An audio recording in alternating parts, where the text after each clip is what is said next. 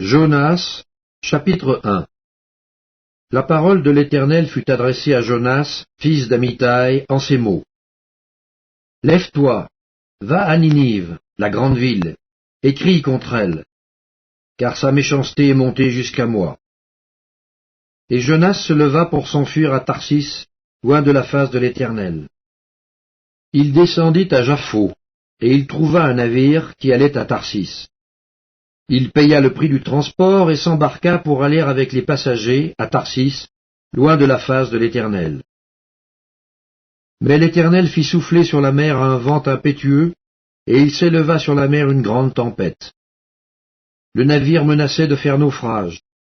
Les mariniers eurent peur, ils implorèrent chacun leur Dieu, et ils jetèrent dans la mer les objets qui étaient sur le navire, afin de se le rendre plus léger. Jonas descendit au fond du navire, se coucha, et s'endormit profondément. Le pilote s'approcha de lui et lui dit, « Pourquoi dors-tu? Lève-toi, invoque ton Dieu. Peut-être voudra-t-il penser à nous, et nous ne périrons pas. » Et ils se dirent l'un à l'autre, « Venez, et tirons au sort pour savoir qui nous attire ce malheur. » Ils tirèrent au sort, et le sort tomba sur Jonas. Alors ils lui dirent, « Dis-nous qui nous attire ce malheur. Quelles sont tes affaires, et d'où viens-tu?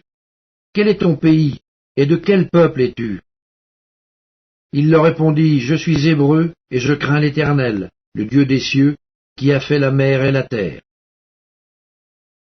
Ces hommes eurent une grande frayeur, et ils lui dirent, « Pourquoi as-tu fait cela? » Car ces hommes savaient qu'ils fuyaient loin de la face de l'Éternel, parce qu'il le leur avait déclaré.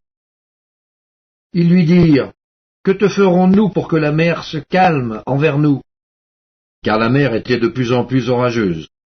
Il leur répondit, « Prenez-moi et jetez-moi dans la mer, et la mer se calmera envers vous, car je sais que c'est moi qui attire sur vous cette grande tempête. » Ces hommes ramaient pour gagner la terre, mais ils ne le purent parce que la mer s'agitait toujours plus contre eux. Alors ils invoquèrent l'Éternel et dirent, « Ô Éternel, ne nous fais pas périr à cause de la vie de cet homme, et ne nous charge pas du sang innocent. Car toi, Éternel, tu fais ce que tu veux. » Puis ils prirent Jonas et le jetèrent dans la mer. Et la fureur de la mer s'apaisa.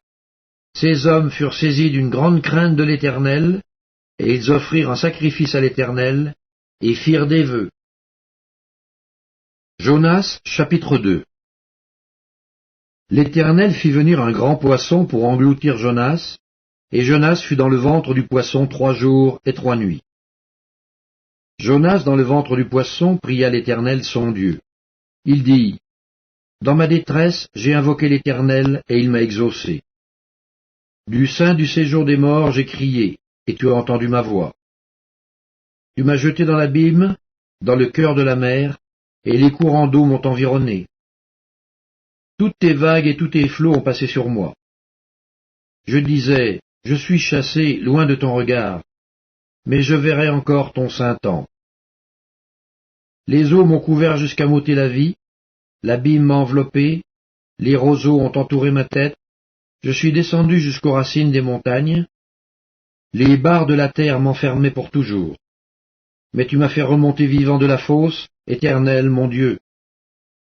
Quand mon âme était abattue au-dedans de moi, je me suis souvenu de l'Éternel, et ma prière est parvenue jusqu'à toi, dans ton saint temple.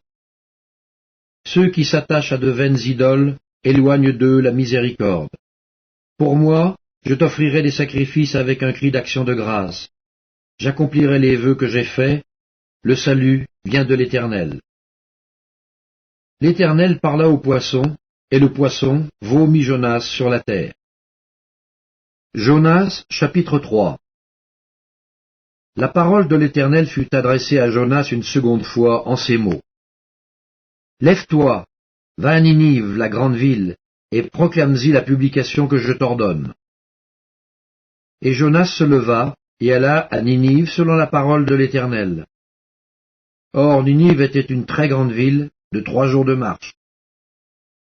Jonas fut d'abord dans la ville une journée de marche. Il criait et disait, « Encore 40 jours, et Ninive est détruite. » les gens de Ninive crurent à Dieu, ils publièrent un jeûne et se revêtirent de sacs, depuis les plus grands jusqu'aux plus petits. La chose parvint au roi de Ninive, il se leva de son trône, ôta son manteau, se couvrit d'un sac et s'assit sur la cendre. Et il fit faire dans Ninive cette publication, par ordre du roi et de ses grands. Que les hommes et les bêtes, les bœufs et les brebis, ne goûtent de rien, point, et ne boivent point d'eau. Que les hommes et les bêtes soient couverts de sacs, qu'ils crient à Dieu avec force, et qu'ils reviennent tous de leur mauvaise voie et des actes de violence dont leurs mains sont coupables. Qui sait si Dieu ne reviendra pas et ne se repentira pas, et s'il ne renoncera pas à son ardente colère, en sorte que nous ne périssions point. Dieu vit qu'ils agissaient ainsi et qu'ils revenaient de leur mauvaise voie. Alors Dieu se repentit du mal qu'il avait résolu de leur faire, et il ne le fit pas. Jonas, chapitre 4. Cela déplut fort à Jonas, et il fut irrité. Il implora l'Éternel, et il dit, « Ah, Éternel, n'est-ce pas ce que je disais quand j'étais encore dans mon pays? Fais prévenir en fuyant à Tarsis. Car je savais que tu es un Dieu compatissant et miséricordieux, lent à la colère et riche en bonté, et qui te repent du mal. Maintenant, Éternel, prends-moi donc la vie, car la mort m'est préférable à la vie. » L'Éternel répondit, « Fais-tu bien de t'irriter ?» Et Jonas sortit de la ville et s'assit à l'orient de la ville. Là, il se fit une cabane et s'y tint à l'ombre, jusqu'à ce qu'il vît ce qui arriverait dans la ville. L'Éternel Dieu fit croître un ricin qui s'éleva au-dessus de Jonas pour donner de l'ombre sur sa tête et pour lui ôter son irritation. Jonas éprouva une grande joie à cause de ce ricin. Mais le lendemain, à l'aurore, Dieu fit venir un ver qui piqua le ricin, et le ricin sécha.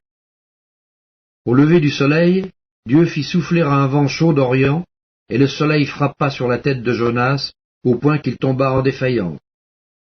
Il demanda la mort et dit, « Parle à la vie. » Dieu dit à Jonas, « Fais-tu bien de t'irriter à cause du ricin ?»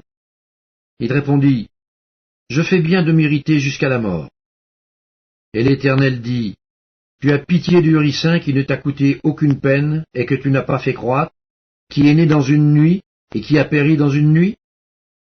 Et moi, je n'aurai pas pitié de Ninive, la grande ville, dans laquelle se trouvent plus de 120 000 hommes qui ne savent pas distinguer leur droite de leur gauche, et des animaux en grand nombre. »